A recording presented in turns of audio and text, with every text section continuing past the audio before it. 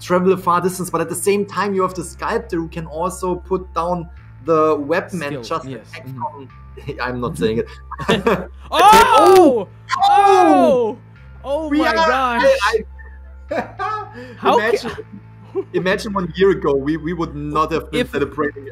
If we travel back in time and we say, hey, you guys are gonna celebrate a bloody queen pick, we're like, you guys are crazy, future. What's going on with my prediction with being either Bloody Queen or maybe Wu Cheng or maybe Feaster, since it is Lakeside Village, which is his home, right? It's for sure, right? DOU5's win condition, a tie is okay, but knowing DX, he wants that reputation of just having no survivor escape the game. As we head into the match, DX moving over to Shaq, probably going ashore. We see the survivors. Oh, wow, sees one and spots one right away. But then I believe this is Kit. Yes, I believe that is Kit. The mechanics doll gets swiped out first.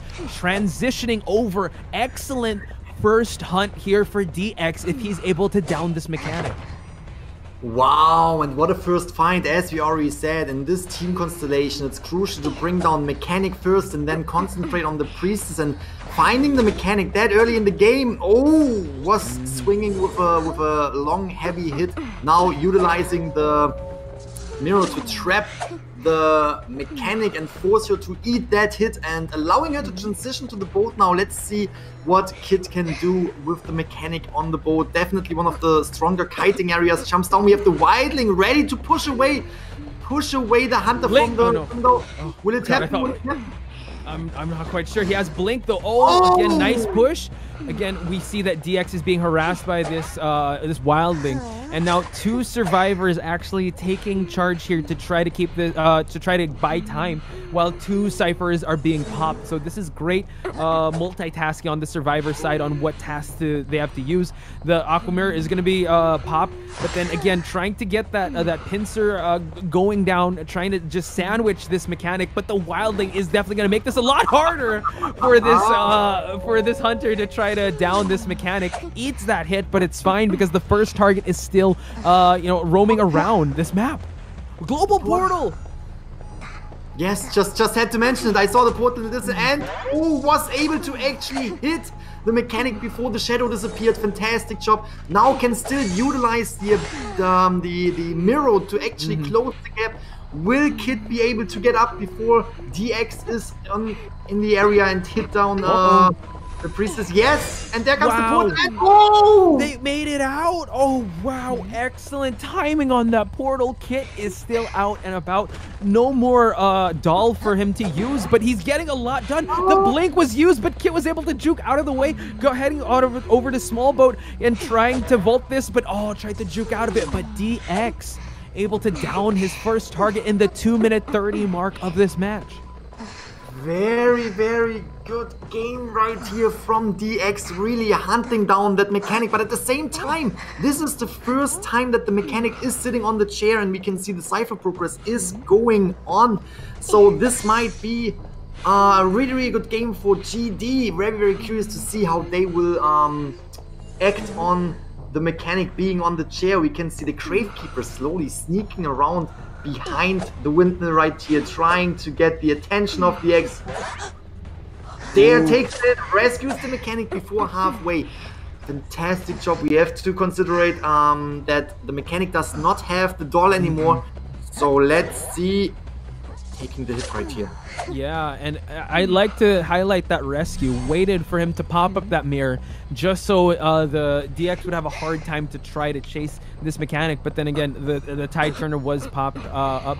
And yeah, but we have Maka in the area, so he's not going to pick him up just yet, while the rest of the survivors are popping. And the priestess is still out and about. Uses the Aquamirror just to try and position himself to probably get this wildling off his boar.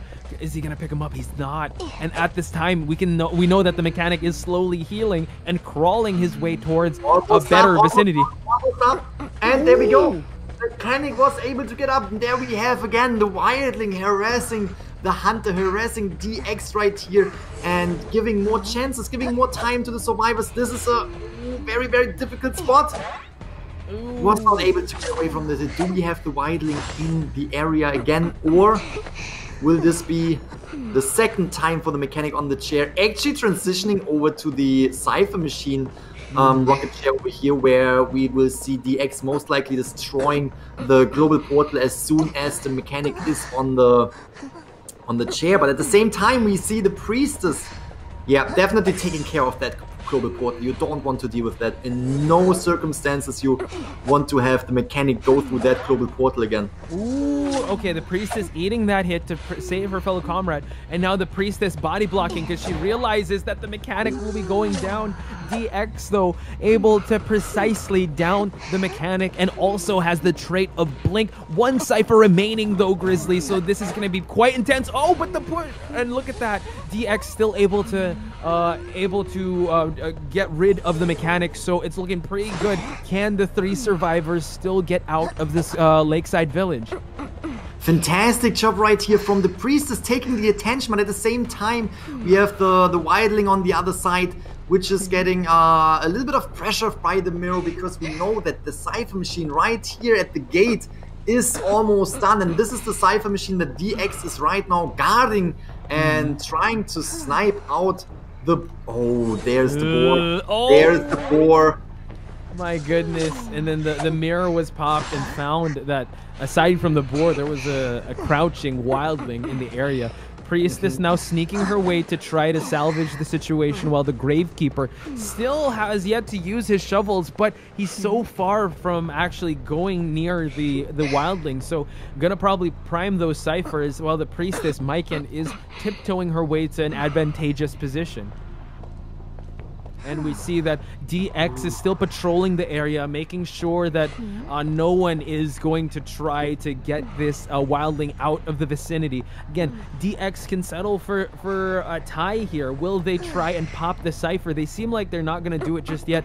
Halfway mark is done. Probably waiting for DX to make a move and pop up that mirror just so they can see what DX's move would be. Would he want to try to go for a Cypher harassment? The Priestess is going to go for the full commit to save. DX realizes that, gets the hit, pops the Cypher.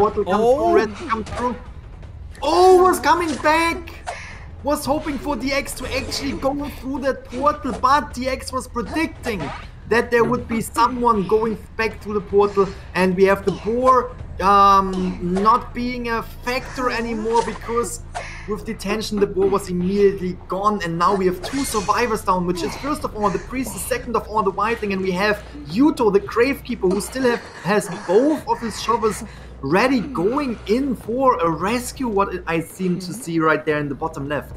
That is gonna be very, very interesting, because if they are getting the 3 survivor eliminated, it's going to be extremely difficult for the hunter to actually catch up to make round number 3 a tie. So we can see they are risking it with the Gravekeeper right here, trying to rescue. Yeah, Gravekeeper does have some resources to work with. Yuto on the case here. He's definitely going to try to time his shovels well. The tension is in the air. Oh my god, denying it. DX with the blink and still remaining his... I want to ask you, are you going to try out Priestess? I did. I tried out Priestess for a bit, but then I was just so bad when it comes to placements, and yeah, I was just really bad when it comes to that. That's why actually I wanted to main forward, because I'm so good at getting hit. I'm like, all right, let me just body block. So I'm going to be mercenary. So again, I after this though, I'm definitely going to check out content when it comes to portal placements, but we are seeing an Anne come out. So a great representation here of hunters. We did see the queen, but the disciple will be considered to come out to play, but the wildling, actually, yeah, when it comes to she was just the decoder in that one match we witnessed. Yes, I can agree. And just to circle back to the priestess, Spectre survivors that haven't been utilized that often. And now GD, Nino spawning at the log side, shifting over to the shack area, and ZYJ is actually over there, and his fellow comrade is working on his Cypher. we are going to see the Prospector possibly being chased first, but we know how much of a headache he could be. Doubles back on jumping the window here. There is confined space, so he will think twice if he's going to stick around here or move over to the log side of this map. And we're going to see a jump happen in. Oh, wow, look at that. He was able to magnet the Disciple. Oh, pushes him away. That was so good. That was amazing. Being able to take the stun, but also pushing off No Ninja right here. Just enhancing the gap between these two and being able to just kite more, and No Ninja is respecting that move and just teleporting away. Having now the chance to get the mechanic, which is an absolutely great find, was throwing down the pallet and taking that hit right here. WW already utilized the door, so that is something that we have to take in consideration, that even if the mechanic is going down, we still have decoding power on the ground. We can see it there in the distance. WW just, oh, nice jump, getting away from the cats. Exactly, and now No Nino trying to transition to try and get the second hit on WW. WW over there at the entrance of the shore. Again, when it comes to the cats, you definitely have to be able to have vision for you to be able to utilize the jumps. And now WW just buying so much time away. Even though she is the mechanic, she's doing a great job in kiting instead of decoding, because again, in competitive Identity 5, whatever role you're put in, you have to be able to thrive through that, and WW is doing just that. Excellent rotations, just going and circling and kiting around the ship area of Lakeside Village, but we are going to see a cat, and he's going to break apart and go for that bite. Jump is going to happen. WW again. Oh, away from the fall down hit. And WW just going for another juke here. Wow. Excellent timing on just rotating around this map. And the Wildling is right there to complement this. And this is exactly why DX said in the statement earlier, I have confidence in my team. Look at the Cypher Machine progress that has been brought to the ground right here. We can see that 3 Cypher Machines are done and the first survivor just went down, but it's not easy to bring that survivor to the chair right now, because we have, first of all, the Wildling right there. Second of all, we have the Prospector. Wildling definitely gonna push away. Dropping down in time.